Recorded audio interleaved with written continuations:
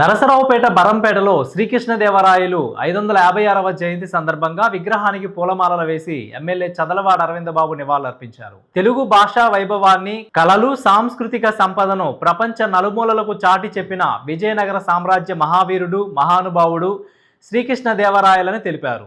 శ్రీకృష్ణదేవరాయలు తెలుగు జాతి గర్వకారణమని, ఆయన పాలన కాలం తెలుగు చరిత్రలో స్వర్ణయుగంగా నిలిచిందని పేర్కొన్నారు.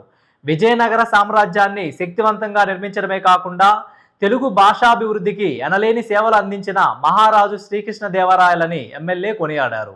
నేటి యువత శ్రీకృష్ణదేవరాయల జీవితం నుంచి దేశభక్తి, ధైర్యం, క్రమశిక్షణ, సేవాభావం వంటి విలువలను అలవర్చుకోవాలని ఆయన పిలుపునిచ్చారు. ఈ జయంతి కార్యక్రమంలో రాయల్ పీపుల్ ఫ్రంట్ రాష్ట్ర కార్యదర్శి కాశిశెట్టి రోసేశ్వరరావు, చామకూరి వెంకట్రావు, అమ్మా శ్రీనివాస నాయుడు, వాసవి, మిరియాల రత్నకుమారి, అలా వేణు, రంగిశెట్టి వేణు, మన్నాన్ షరీఫ్ తదితరులు పాల్గొన్నారు.